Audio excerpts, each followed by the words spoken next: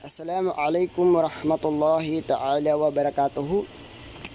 I am Mobin Asaw and I will be going to tackle about the course outline 14.4, which is solution of the problems involving the motion of rigid bodies, specifically together with my partner Nasruddin Andig Sula. So here is my sample problem.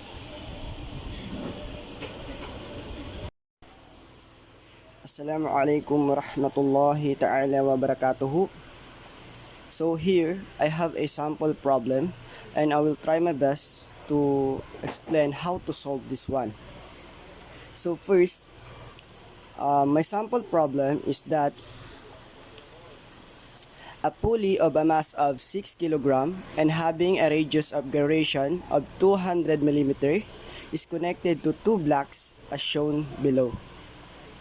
Assuming that no axial friction, determine the angular acceleration of the pulley and the acceleration of each block. So first, mayroon tayo ditong illustration. As you can see, this one, itong bilog na ito, this is to represent our pulley, and these two blocks is the block A and block B. The value or the weight of this block B is 5 kg and the block A is 2.5 kg, which is half of the block B, and the radius of the edge where the block B is connected or attached is 150 mm, and on the other hand, the edge of where the block A is connected or attached is 250 mm. So first, let us identify what are the givens. So first one is the M, or the mass, which is the mass of our pulley, is 6 kg. The other one is K, which is our radius of gyration, is 200 mm, which is later will be converted into meter, which is 0.2 meter. Our mass of block A is equal to 2.5 kg, mass of block B is equal to 5 kg, radius of block A is equal to 250 mm or 0.25 meter. Radius of our block B is equal to 150 mm or 0.15 meter. And our unknowns are I, which is the moment of inertia, A of B is equal to, or stands for the acceleration for block B and the acceleration for block A. So these are the formulas we will be using. The first one is summation of mg is equal to mass of the block B times the gravity times the radius of the block B minus the mass of the block A times the gravity and times the radius of the block A. The second one is the I, which is for the moment of inertia, is equal to m times k squared. The other one is for the acceleration. Acceleration is equal to radius times the alpha. The last one is that summation of mg is equal to summation of mg effective. So as you can see here, these two illustration is equal. So to determine the angular acceleration of the pulley as well as the acceleration of each block, let us first identify kung saan nga ba magro-rotate itong ating pulley. So using the formula summation of mg is equal to mass of block B times the gravity times the radius of block B minus mass of block A times the gravity times the radius of the block A. So let us substitute the value of this. It will become mass of the block B is 5 kilogram times the gravity 9.81 times the radius of the block B is 0.15 meters minus mass of the block A is or rather 2.5 kilogram times the gravity, which is 9.81 meter per second squared, times the radius of the block A, which is 0.25 meters.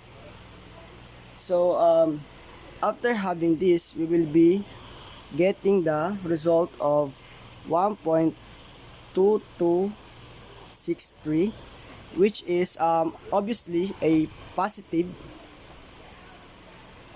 So by this, we can already identify that the pulley will be rotating counterclockwise.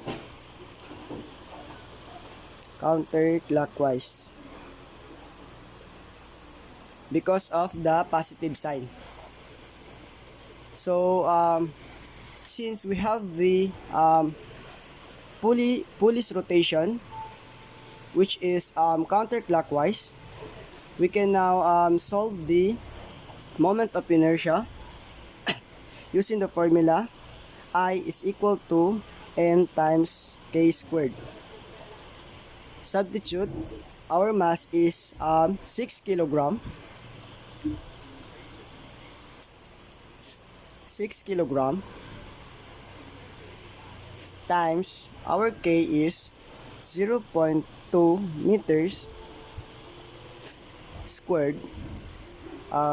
We will be having the result of 0.24 kilogram times meter squared. Sorry, hindi pala nakita. And the next one is let us relate the acceleration of the blocks or the two blocks.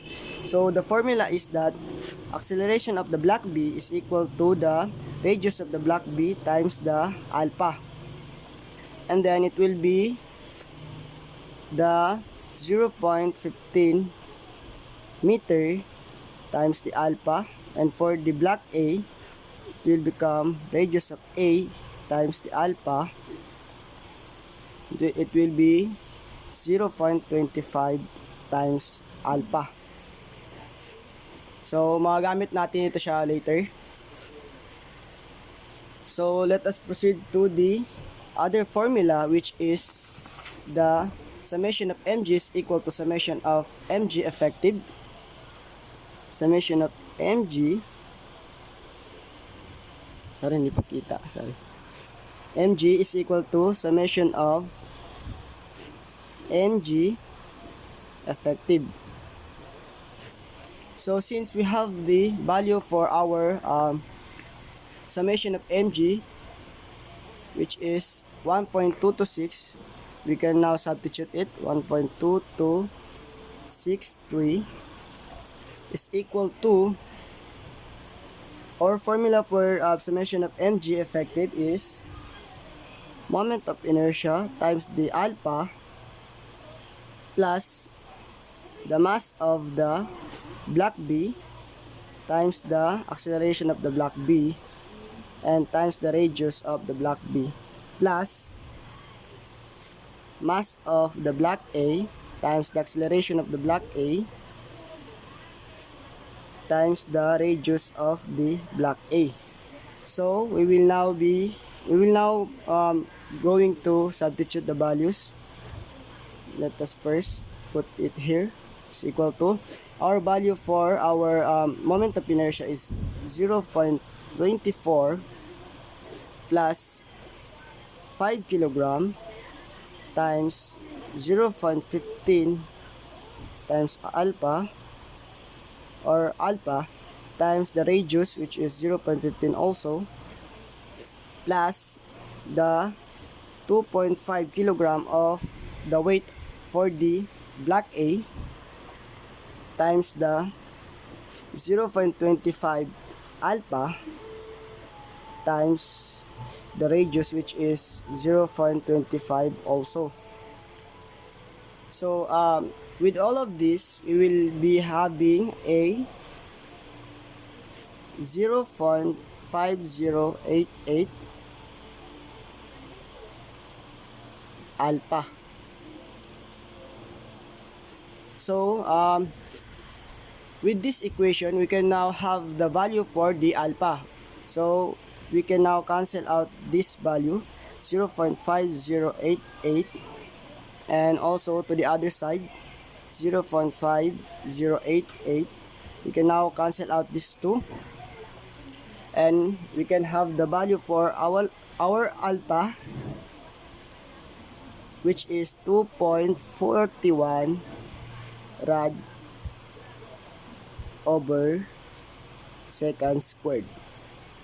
So meron na tayong value for our alpha, and now we can now have, or we can now solve the value for the acceleration of our block A, which is the unknown, or yung hinahanap natin dito sa formula or sa problem, using this 2.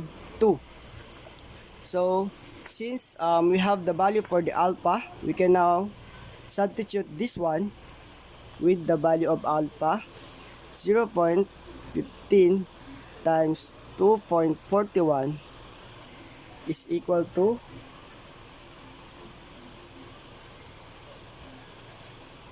0.3615. And for our block A, we can now have